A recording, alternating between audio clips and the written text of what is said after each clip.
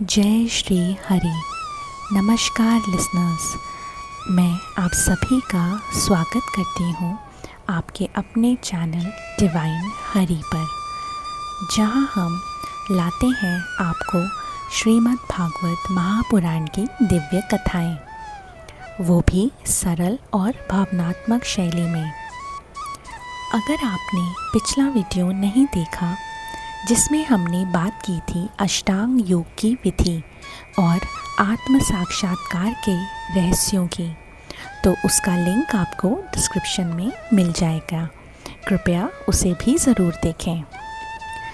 Video शुरू करने से पहले आप लोगों से एक विनम्र निवेदन है, इस चैनल को कृपया सब्सक्राइब कीजिए, लाइक कीजिए और अपने विचार कमेंट में ज़रूर बताइए और इस ज्ञान को अधिक से अधिक शेयर कीजिए ताकि हर व्यक्ति तक भक्ति का ये अमृत पहुँचे। आज हम जानेंगे भक्ति योग का सच्चा स्वरूप, भक्तों के प्रकार और काल की अद्भुत महिमा, जो न केवल जीवन को बदल सकता है बल्कि मोक्ष का मार्ग भी प्रशस्त करता है। तो चलिए आज की यात्रा को हम आरंभ करते हैं और बढ़ते हैं अपने अगले अध्याय की ओर। ओम नमो भगवते वासुदेवाय। श्रीमद् भागवत महापुराण के स्कंद 3 के अध्याय 29 में देवहूति माता ने भगवान कपिल से अत्यंत महत्वपूर्ण प्रश्न किया। हे प्रभु, आपने प्रकृति, पुरुष, महतत्व तथा भक्ति योग का जो संक्षिप्त ज्ञान मुझे दिया है, अब कृपा करके उस भक्ति योग को विस्तार पूर्वक बताइए।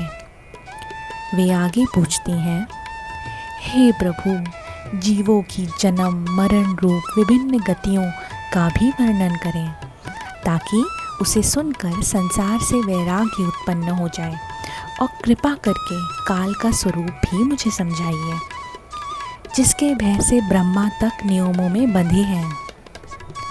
माता देवहूति के इन मार्मिक प्रश्नों से प्रसन्न होकर भगवान कपिल ने मुस्कुराते हुए कहा, हे माँ, भक्ति योग अनेक रूपों में प्रकाशित होता है, क्योंकि मनुष्य के स्वभाव और गुणों में भी विविधता होती है। भक्त 4 प्रकार के होते हैं। पहला, तामस भक्त, जो क्रोध, हिंसा, दंभ और ईर्ष्या के साथ मेरी आराधना करते हैं, वे तामसिक भाव से पूजन करते हैं। उनका प्रेम वास्तविक नहीं होता।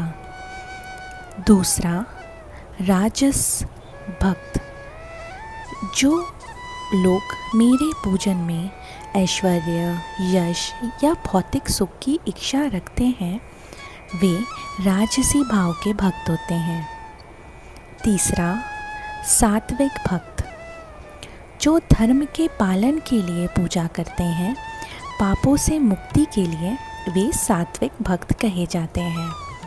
और चौथा, निर्गुण भक्त, लेकिन सर्वोत्तम वह भक्त है जो निर्गुण प्रेम करता है। जैसे गंगा की धारा समुद्र की ओर बहती है, वैसे ही उसका मन निरंतर मेरी ओर प्रवाहित रहता है। वह मुझे ही परम लक्ष्य मानकर किसी स्वर्ग, सिद्धि या मोक्ष की इच्छा नहीं करता। ऐसा भक्त जो प्रतिदिन अपने कर्तव्यों का पालन करता है, हिंसा रहित योग और सच्चे कार्यों का अभ्यास करता है, मेरी प्रतिमा का दर्शन, पूजन, स्पर्श और स्तुति करता है, प्राणियों में मुझ परमात्मा को देखता है, दीनों पर दया करता है, समान में मित्रता रखता है, अपने अहंकार को त्याग देता है और मेरा नाम उच्च स्वर में गाता है, ऐसा व्यक्ति स्वतः ही मेरे प्रेम में लीन हो जाता है बिना किसी विशेष प्रयास के। जब कपिल भगवान काल के स्वरूप का वर्णन करते हैं तब वह माता देवहूति से कहते हैं, हे माता, यह काल इतना शक्तिशाली है कि ब्रह्मा से लेकर यमराज तक इसके अधीन है। काल के भय से चंद्रमा समय पर घटता बढ़ता है, वनस्पतियाँ समय पर फूल और फल देती हैं, नदियाँ बहती हैं और समुद्र अपनी मर्यादा नहीं लांघते। आकाश जीवों को श्वास लेने का स्थान देता है, पृथ्वी पर्वतों समेत जल में नहीं डूबती। यह काल अनादि है, स्वयं तो किसी का कारण नहीं, लेकिन समस्त जगत का कारण है। यह उत्पत्ति भी कराता है और अंत भी। मृत्यु के रूप में यमराज का भी अंत कर देता है।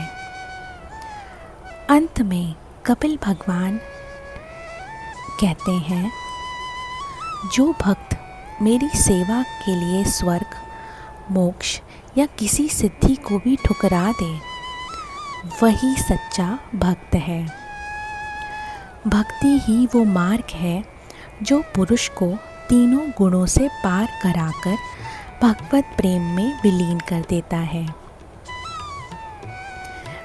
प्रिय भक्तों, आपने अभी सुना भक्ति योग का मर्म और काल की महिमा।